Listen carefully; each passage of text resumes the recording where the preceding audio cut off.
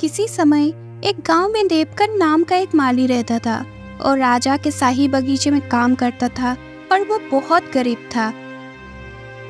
एक दिन जब वो सवेरे सवेरे राजा के बगीचे की ओर जा रहा था तो अचानक एक छोटी सी चिड़िया उसके पैरों तले कुचले जाने से बाल बाल बची। उसने चिड़िया को उठाकर एक तरफ रख दिया। तभी चिड़िया बोली, तुम्हारी मेहरबानी का धन्यवाद नौजवान। मैं बीमार हूँ इसीलिए उड़ नहीं सकती। यदि तुम मुझे मेरे घोंसले में पहुंचा दोगे तो मैं तुम्हारा एहसान जीवन भर नहीं भूलूंगी। कहाँ है तुम्हारा घोंसला चिड़िया रानी, बताओ। वो जो पीपल का पेड़ तुम देख रहे हो ना, उसी पर मेरा घोंसला है। ठीक है चिड़िया रानी।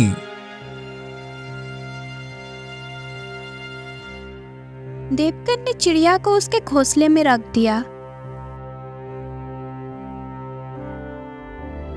तुम्हारा बहुत बहुत धन्यवाद नौजवान। चिड़िया रानी, जब तुम बीमार हो तो भोजन करने कैसे जाओगी, क्योंकि तुम तो उड़ ही नहीं सकती, क्यों? जब तक मैं ठीक नहीं हो जाती मुझे भूखा ही रहना पड़ेगा। यदि तुम मेरे खाने के लिए कुछ फूलों का प्रबंध कर दो तो बहुत ही अच्छा होगा, क्योंकि मैं सिर्फ फूल ही खाती हूँ। अरे तुम चिंता मत करो चिड़िया रानी, मैं राजा के बाग में काम करता हूँ। वहाँ सैकड़ों किस्म के फूलों के पौधे लगे हैं। अच्छा, अब मैं चलता हूँ। लौटते समय तुम्हारे लिए मैं ढेर सारे फूल ले आऊंगा, ठीक है?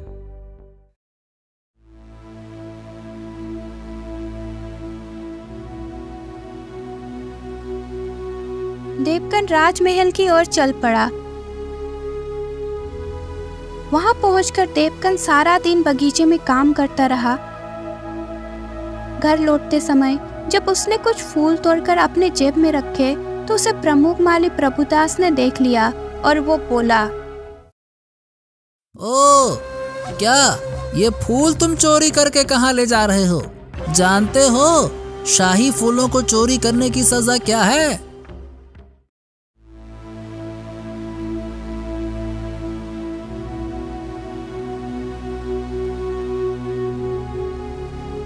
माफ कर दीजिए प्रभु जी, मैं आपसे आज्ञा लेना भूल गया। दरअसल ये फूल मैं एक बीमार। बकवास बंद करो, मैं इसी वक्त तुम्हें सैनिकों के हवाले करूंगा, समझे? नहीं नहीं नहीं नहीं नहीं, मुझे क्षमा कर दीजिए प्रभु जी। मुझे चाहे तो सजा दे दीजिए, लेकिन सैनिकों के हवाले मत कीजिएगा। एक ही शर्त पर मैं तुम्हारी चोरी छिपा सकता हूँ और तुम्हारी जान बचा सकता हूँ। मुझे आपकी हर शर्त मंजूर है। तुम्हें इन फूलों की कीमत यानी चांदी का एक छोटा सा सिक्का मुझे देना होगा, समझे? ठीक है, ये लीजिए प्रमुख जी।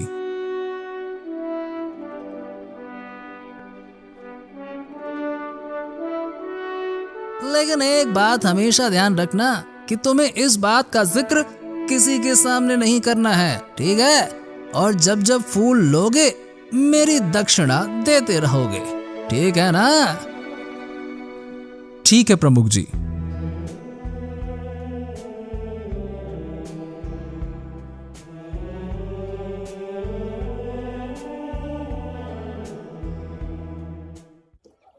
वहां से देवकन सीधा चिड़िया के पास पहुंचा।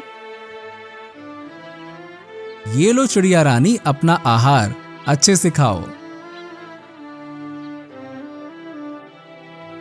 उस दिन से देवकन रोज बाग से फूल तोड़ता और उसकी कीमत प्रमुख माली को देकर फूल चिड़िया को पहुंचा आता। तुम मेरे लिए कितना कष्ट उठा रहे हो युवक।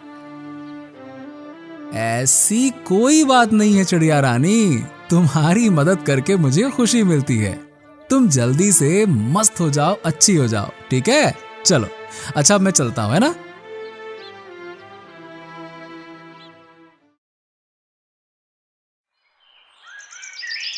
इसी तरह कई दिन बीत गए और एक दिन जब वो शाम को बाग से फूल लेकर चिड़िया के पास पहुंचा तो उसे उदास देखकर चिड़िया बोली, क्या बात है देवकन, आज तुम कुछ उदास लग रहे हो? मुझे अफसोस है चिड़िया रानी कि कल शायद मैं तुम्हारे खाने के लिए फूल ना ला सकूं। देवकन, मेरे लिए अब फूल लाने की कोई जरूरत नहीं है। अब मैं बिल्कुल अच्छी हो चुकी हूँ तथा कल से स्वयं अपना खाना का प्रबंध कर लूंगी। लेकिन फिर भी बताओगे कि तुम किस वजह से उदास हो? चिड़िया रानी, मैं इन फूलों की कीमत प्रमुख माली को देकर आता था, लेकिन अब मेरे पास एक फूटी कौड़ी भी नहीं बची। ये कहकर देवकन ने चिड़िया को सारी बात बता दी। सब कुछ जान सुनकर चिड़िया की आंखें डबडबा गई। देवकन, मैं नहीं जानती थी कि मेरे लिए तुम इतनी बड़ी कुर्बानी दे रहे हो, वरना मैं तुम्हें ऐसा हरगिज़ करने नहीं देती। अरे तुम दुखी मत हो चिड़िया रानी। मैं इसलिए उदास नहीं था कि मेरे पास पैसे नहीं रहे, बल्कि मैं तो इस बात से चिंतित था कि कल तुम्हारे लिए फूल कहां से लाऊंगा।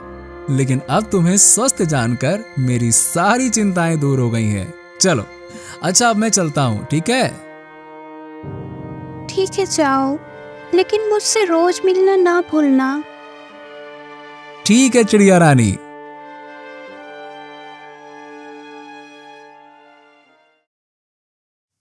उस दिन से देवकन चिड़िया के लिए फूल तो नहीं लाता, लेकिन काम से लौटते वक्त रोज उससे मिलकर जरूर जाता। एक दिन जब वो काम से घर लौट रहा था तो उसे चिड़िया से मिलने का ध्यान ही नहीं रहा। देवकन को जाते हुए देख चिड़िया बोली, देवकन, आज मैं ना जाने कब से तुम्हारा इंतजार कर रही हूँ और तुम मुझसे मिले बिना ही जा रहे हो। ओ चिड़िया रानी, आज मुझे ध्यान ही नहीं रहा। बोलो, कैसे हाल चाल हैं? सुनो, तुमने जो मुझ पर बीमारी के समय उपकार किया उसकी मैं कीमत तो नहीं चुका सकती, लेकिन मैं आज तुम्हें एक ऐसा बीज दूंगी जो शायद तुम्हारा सारा दुख दर्द एवं गरीबी दूर कर देगा। ये कहकर चिड़िया ने अपने घोंसले में से एक बीज उठाया और देवकन की हथेली पर रख दिया। अरे, इतना बड़ा बीज! सुनो, ये मृत्युवन संजीवनी वृक्ष का बीज है। इसके फूल सूंघने वाले सदा सुंदर, स्वस्थ और जवान बना रहता है। इस बीज से जो वृक्ष होगा और उसमें जो फूल लगेंगे वो अनमोल होगा। तुम उन्हें बेचकर बहुत सा धन कमा सकते हो, लेकिन ध्यान रखना, इसका वृक्ष 1 महीने में ही बड़ा हो जाएगा और वे फूल उस पर सूर्य छुपने के बाद ही रोज रात को निकलेंगे और भोर होने पे लुप्त हो जाएंगे। इसलिए उन्हें तुम्हें रात ही रात में तोड़ना होगा। चिड़िया रानी, इतना अनमोल बीज देकर तुमने तो मेरी तकदीर ही पलट दी है। लेकिन एक बात बताओ कि इतना अनमोल बीज तुम्हें कहां से मिला? बस संयोग से ही मिल गया। आज मैं सुबह सुबह उठकर आहार के लिए निकली थी। उड़ते उड़ते मुझे एक एक स्थान पर बहुत ही सुंदर दृश्य दिखाई दिया।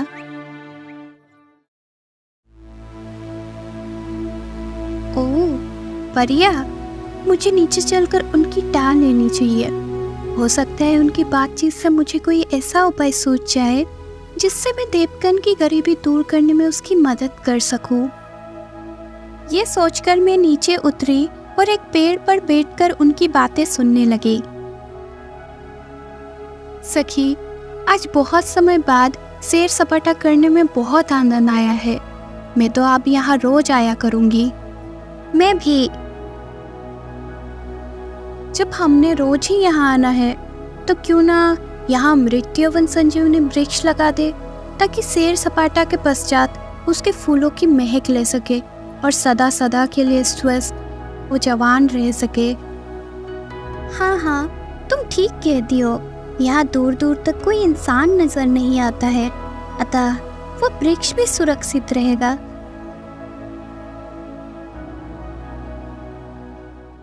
फिर परियों ने वो बीज तालाब के किनारे मिट्टी खोदकर दबा दिया और अपने हाथों में थमी छड़ी हिलाकर आकाश में उड़ गए।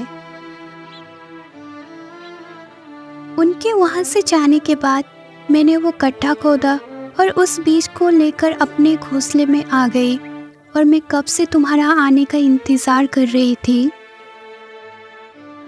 सच में तुम कितनी अच्छी चिड़िया रानी हो जो मेरे बारे में इतना सोचती हो। अच्छा चलो अब मैं चलता हूँ, ठीक है? तुम्हारे इस उपहार का बहुत बहुत धन्यवाद। ठीक है, लेकिन मेरी बात का ध्यान रखना, इसकी विशेषता किसी को मत बताना, वरना वे तुम्हारे लिए मुसीबत पैदा कर देगा। ठीक है चिड़िया रानी।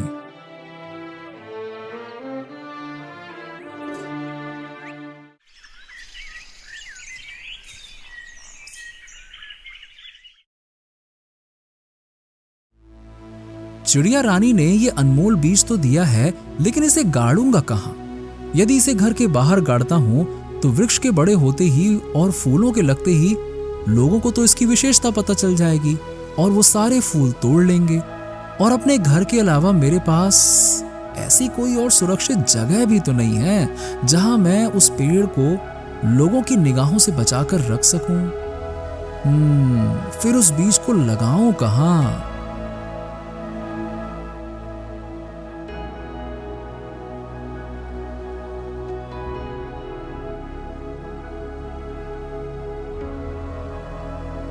घर पहुंचकर भी उसका ध्यान उस बीज को बोने के लिए किसी स्थान के विषय में ही सोचता रहा। यदि एक बार वो पेड़ उग गया तो शायद फिर मुझे जिंदगी में कभी किसी चीज की कमी नहीं रहेगी। महाराज ही मुझे उन फूलों की मुंह मांगी कीमत देने को राजी हो जाएंगे। क्यों ना मैं उस बीज को महाराज के ही शाही बगीचे में बो दूं, तब उसकी उचित सुरक्षा भी होती रहेगी। साथ ही महाराज मुझसे उस अद्भुत वृक्ष को पाकर प्रसन्न हो जाएंगे और मुझे ढेरों इनाम देने के साथ साथ मेरी तरक्की भी कर देंगे। हाँ।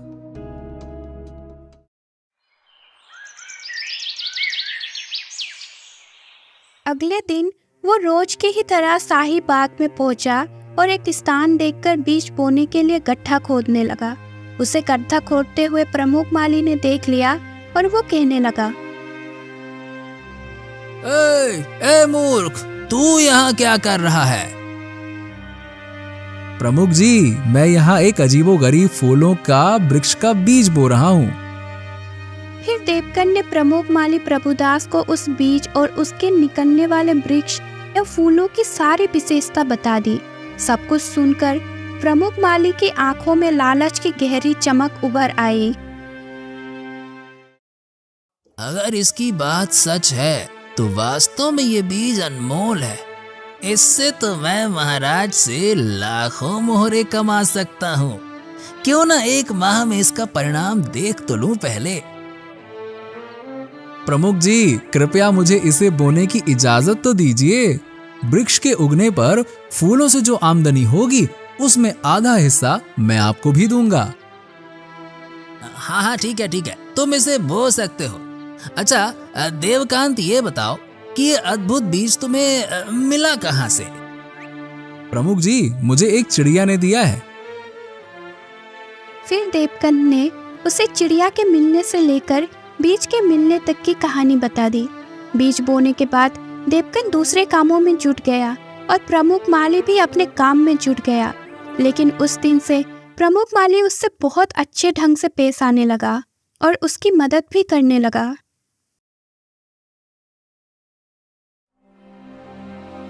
एक एक करके दिन बीतते रहे। बीज से अंकुर फूट निकला और वो दिन प्रतिदिन बड़ा होने लगा। ठीक 30 दिन बाद उस पौधे ने एक विशाल वृक्ष का रूप धारण कर लिया।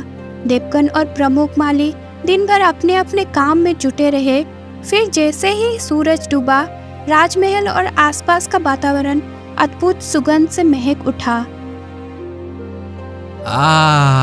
प्रमुख जी, देखिए वृक्ष पर फूल खिल उठे हैं। वाह वाह वाह देवकांत, कितनी मनमोहक सुगंध है इन फूलों की। क्या बात है, मैं अपने आप को बिल्कुल तरोताजा स्वस्थ महसूस कर रहा हूँ। देवकांत, इसका मतलब ये हुआ कि ये फूल निसंदेह चमत्कारी है ना? तभी देवकन आनंद विभोर होकर फूल तोड़ने के लिए वृक्ष की ओर बढ़ा और झटपट फूल तोड़ने लगा। बस इतने फूल काफी हैं।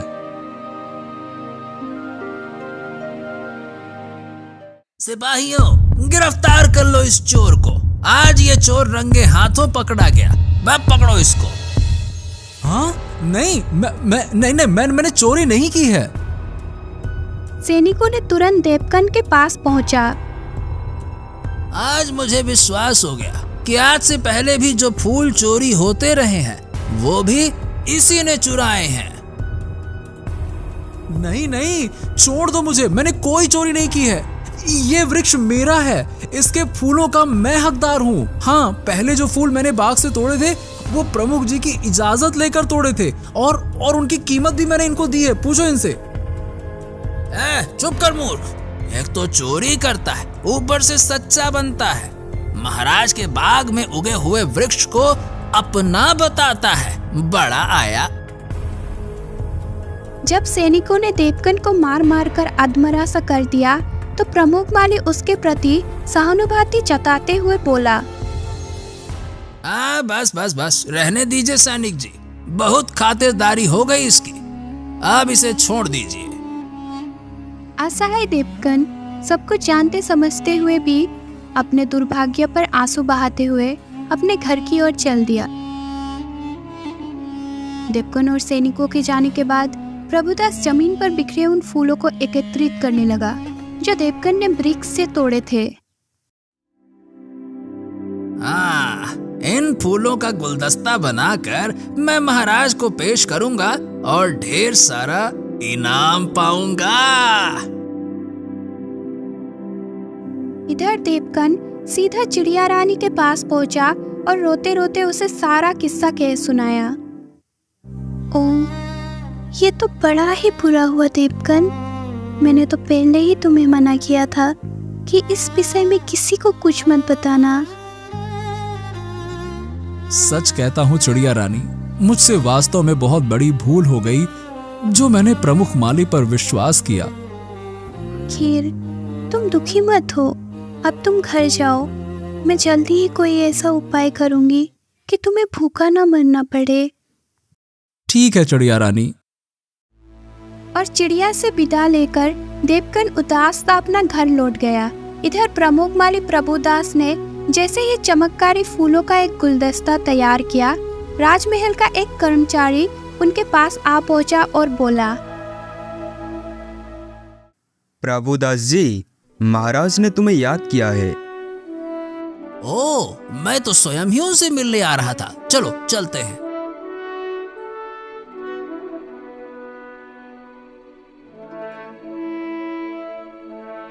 महाराज की जय हो, जय हो, जय हो। आपने मुझे कैसे याद किया अन्नदाता?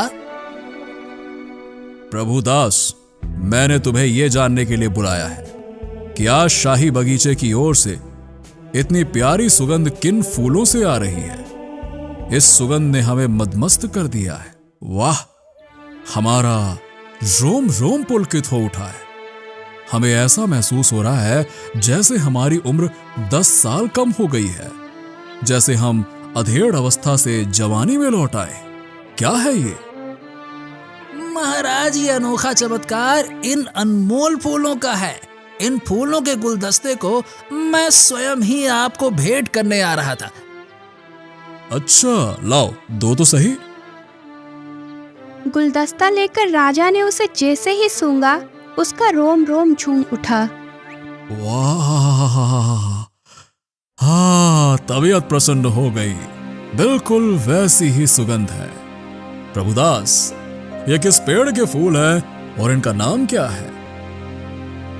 महाराज, ये फूल मृत यवन संजीवनी वृक्ष के हैं। इनको सूंघने से मनुष्य जवान और स्वस्थ रहता है। क्या सचमुच? इसका परिणाम तो आप स्वयं ही देख रहे हैं महाराज। ठीक कहते हो। इस अद्भुत वृक्ष को देखने के लिए हम बहुत उत्सुक हैं।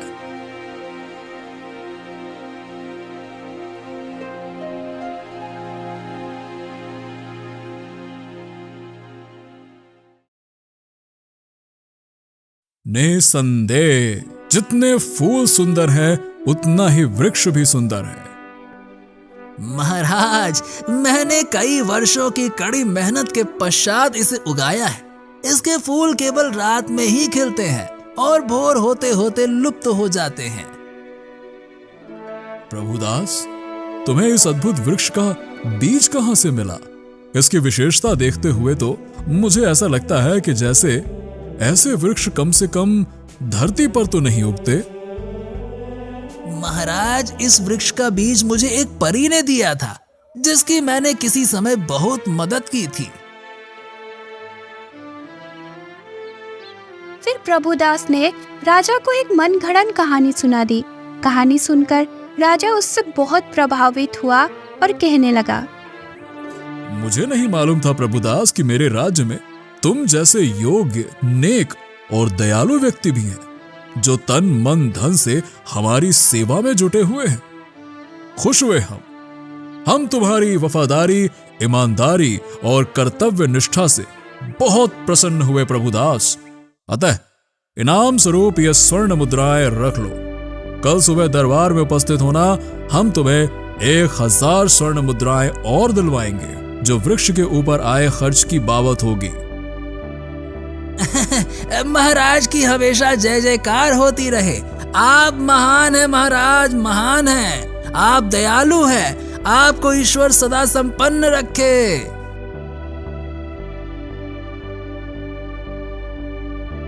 हाँ, एक बात ध्यान रहे प्रभु, कल से तुम मुझे एक फूल का गुलदस्ता पेश करोगे, जिसके बदले तुम्हें रोज 100 स्वर्ण मुद्राएं मिला करेंगी।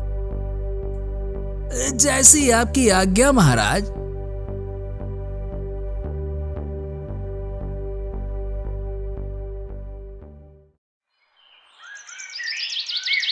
अगले दिन दरबार में जाकर प्रभुदास ने 1000 स्वर्ण मुद्राएं प्राप्त कर ली और उसी रात से वो रोज चमत्कारी फूलों का गुलदस्ता बनाकर राजा को देने लगा। राजा फूलों को सूंघता और बहुत खुश होता। वाह, जवाब नहीं इन फूलों का। कुछ ही दिनों में हमारी कायाकल्प हो गई है। हम तो बूढ़े से जवान हो गए हैं। उधर देवकन ने एक सेठ के यहाँ मेहनत मजदूरी करना आरंभ कर दिया, जबकि प्रभुदास दोनों हाथों से धन बटोर रहा था। कई दिन बीतने के पश्चात एक रात को परिया राजा के महल के ऊपर से गुजर रही थी, तो उन्होंने वही मृत संजीवनी वृक्ष देखा और कहने लगी, अरे वो देखो, मृत्युवन संजीवनी वृक्ष है। परिया तुरंत नीचे उतरी। वह राजा का शाही बाग ही था। लेकिन ये वृक्ष यहाँ आया कैसे? ये तो किसी राजा का बाग लगता है।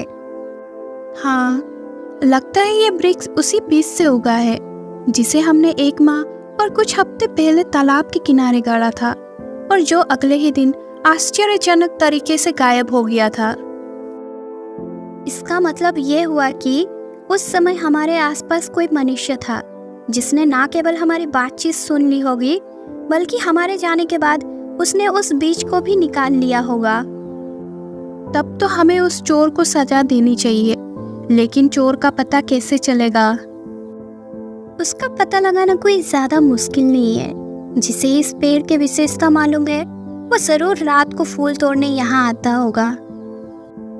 ठीक कहती हो सखी, लेकिन जिस दिन वो हमारे निगाह में आ गया, वो रात उसके जीवन की आखिरी रात होगी।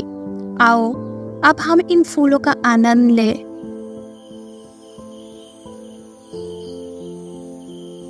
उस दिन से वो परिया रोज रात को वहां आने लगी, लेकिन वो आधी रात को आती थी, इसीलिए उनका सामना कभी प्रभुदास से नहीं हुआ। प्रभुदास तो पेड़ पर फूल खिलते ही थोड़ा सा फूल तोड़कर उनका गुलदस्ता बनाकर राजा को दे देता था। विधि का विधान देखिए, राजा की पत्नी के स्वर्गवास हुए तो कई वर्ष बीत चुके थे, लेकिन उनकी एक लौती जवान बेटी, जो कि 6 माह से विदेश भ्रमण के लिए गई हुई थी, अचानक एक दिन वापस लौट आई। उसे देखकर महाराज बहुत खुश हुए और कहने लगे, बेटी मधुमिता, तुम्हें देखकर हमें बहुत प्रसन्नता हुई है। और वो अपने पिता को घूर कर देखने लगी। क्यों? क्या हुआ? तुम मुझे इस तरह से घूर क्यों रही हो? पिताजी, ये आप 6 माह में अचानक जवान कैसे हो गए? क्या कोई मृत्युवन संजीवनी आपके हाथ लग गई है? कुछ ऐसा ही समझ लो बेटी। अच्छा पहले भीतर तो चलो, फिर आराम से वार्तालाप होगी। आओ। लेकिन पिता और बेटी को एक दूसरे से मिलने की इतनी खुशी थी कि खाने पीने और इधर उधर की बातचीत करने के माध्य ना तो मधुमिता को अपने पिता की जवानी का राज जानने का ध्यान रहा और ना ही राजा को इस बारे में उसे कुछ बताया।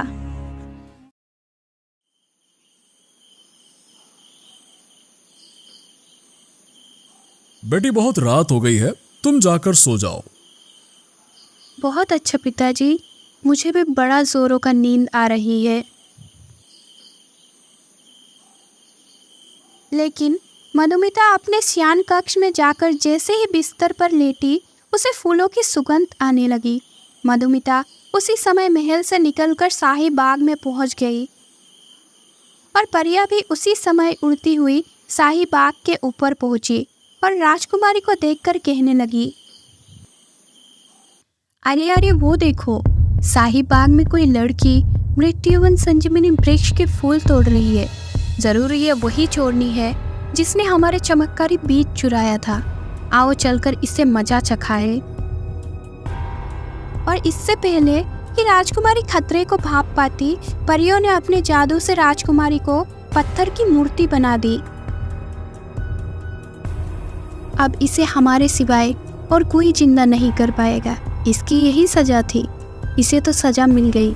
आओ अब हम फूलों का सुगंध का आनंद लें और अपना प्रिय खेल खेलें। हाँ चलो।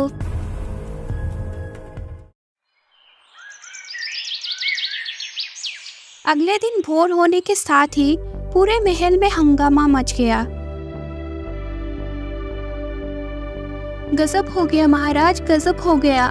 महाराज, राजकुमारी साहिबा बाग में पत्थर का भूत बनी खड़ी है। क्या? महाराज शीघ्र बाग में पहुंचे। बाग में पहले से ही महल के नौकर चाकर और प्रभुदास भी मौजूद थे।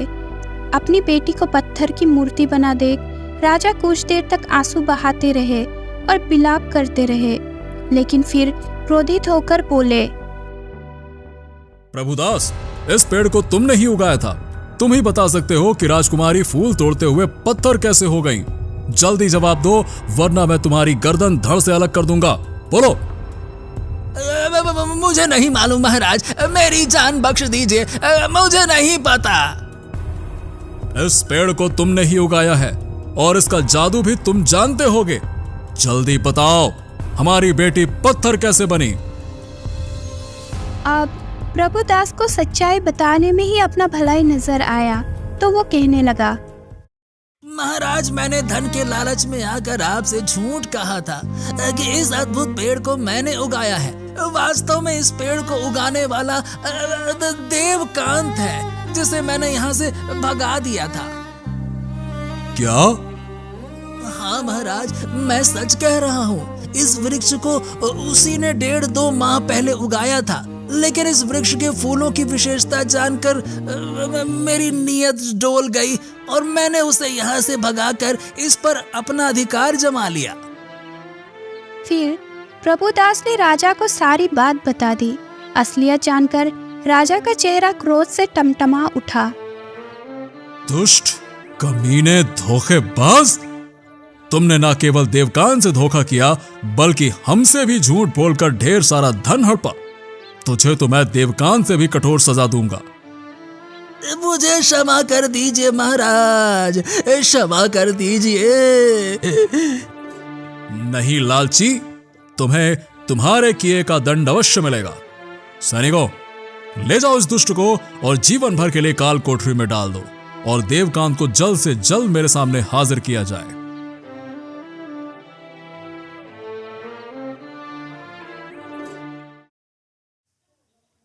इधर सैनिक देवकन के घर पहुंचे। संयोग से उस समय देवकन घर पर ही था। देवकन सैनिकों के साथ राजमहल जाने लगा।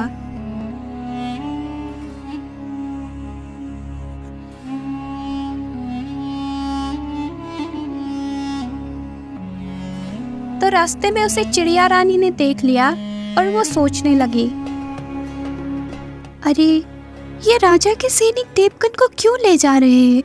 क्या कसूर किया है देवकन ने? मुझे तुरंत राजमहल पहुंचकर कारण जानना चाहिए। कुछ देर बाद सैनिकों ने देवकन को राजा के सामने पेश किया। देवकन कहने लगा, प्रणाम महाराज। देवकांत, तुमने हमारे शाही बाग में ऐसा जादुई पेड़ उगाया जिसे छूते ही हमारी बेटी पत्थर का बुत बन गई। पत्थर का बुत बन गई महाराज? हाँ, बताओ वो पत्थर का बुत कैसे बन गई और पुनर्जीवित कैसे हो सकती है? महाराज, मैंने वो वृक्ष अवश्य उगाया था, लेकिन मुझे ये बिल्कुल भी नहीं मालूम कि राजकुमारी जी पत्थर का बुत कैसे बन गई। तुम जरूर कोई दुष्ट जादूगर हो, मैं तुम्हारे टुकड़े टुकड़े कर दूंगा। तभी चिड़िया रानी वहां आ गई और बोली, ठहरो राजन, इस तरह जल्दबाजी में काम मत लो। एक चिड़िया, वो भी मनुष्य की बोली बोल रही है। तुम कौन हो चिड़िया? और इस दुष्ट को मौत के घाट उतारने से तुमने मुझे क्यों रोका? क्या तुम नहीं जानती कि इसके कारण मेरी बेटी पत्थर की बन गई है? जानती हूँ महाराज, और ये भी जानती हूँ कि इस समय आपके दिल पर क्या बीत रही होगी, लेकिन इसमें देवकन का कोई दोष नहीं है। ये सब संयोग से हुआ है, कृपा करके इसे छोड़ दीजिए। लेकिन तुम हो कौन जो इसकी इतनी हिमायत कर रही हो? महाराज, मैंने ही इसे उस वृक्ष का अनमोल बीज लाकर दिया था। कहकर चिड़िया ने राजा को सारी कहानी कह सुनाई और अंत में बोली, राजन, मुझे विश्वास है कि यह सब उन्हीं परियों का किया धरा है और राजकुमारी को अब वही नई जिंदगी दे सकती है। आप देवकन को छोड़ दीजिए। मैं कोशिश करूंगी कि देवकन के द्वारा आपकी बेटी को दोबारा जिंदगी मिल जाए। ठीक है चिड़िया, मैं तुम्हारी बात मान लेता हूं, लेकिन एक बात ध्यान रहे, यदि 3 दिन के भीतर मेरी बेटी मुझे जिंदा नहीं मिली तो इसके साथ साथ तुम्हें भी मौत के घाट उतरवा दूंगा, चाहे तुम भागकर पाताल में ही क्यों न छुप जाओ। समझे? मुझे स्वीकार है राजन। राजा ने देवकन को आजाद कर दिया। चिड़िया देवकन को अपने घोंसले पर आने के लिए कहकर वहां से उड़ गई। कुछ देर बाद वो चिड़िया के पास जा पहुंचा और बोला, तुम्हारी मदद करने का बहुत बहुत धन्यवाद चिड़िया रानी। राजकुमारी को जीवित करने का मुझे एक उपाय सूझा है। और चिड़िया ने वो उपाय उसे बता दिया। सुनो, अब तुम घर जाओ और रात को वैसे ही करना जैसे मैंने कहा है। ठीक है चिड़िया रानी।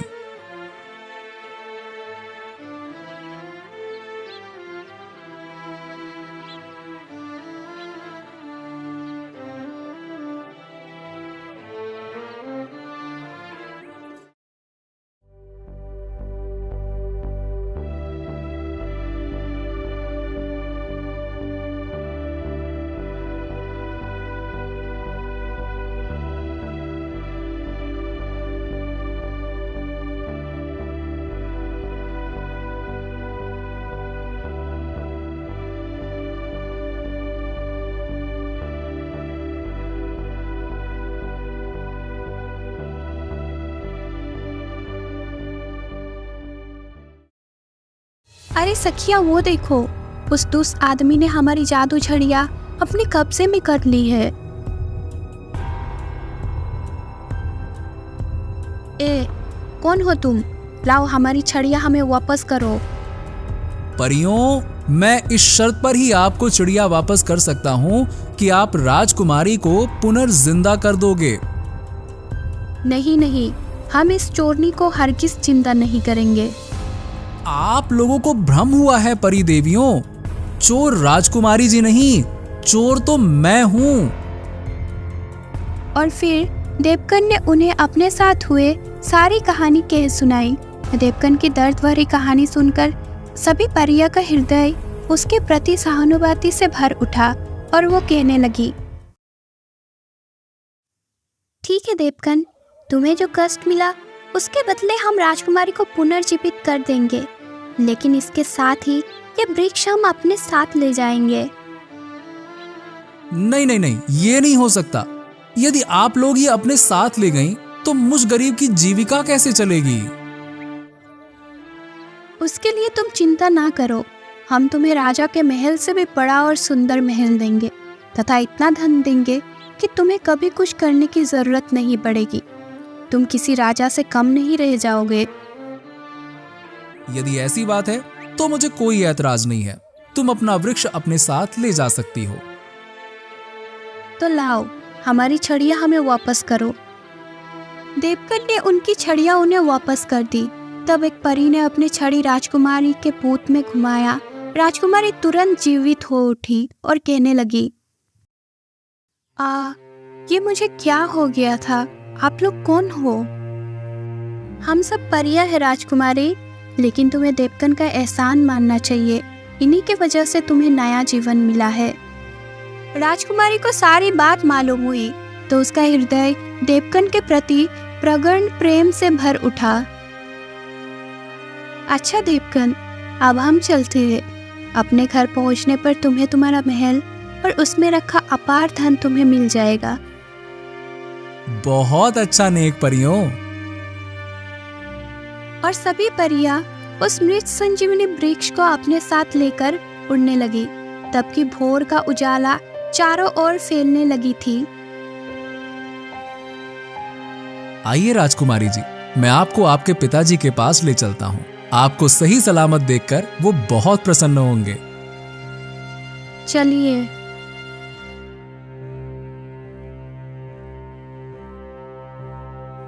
और जब देवकन राजकुमारी को लेकर राजा के पास पहुंचा तो राजा अपनी बेटी को देखकर बहुत प्रसन्न हुआ और कहने लगा,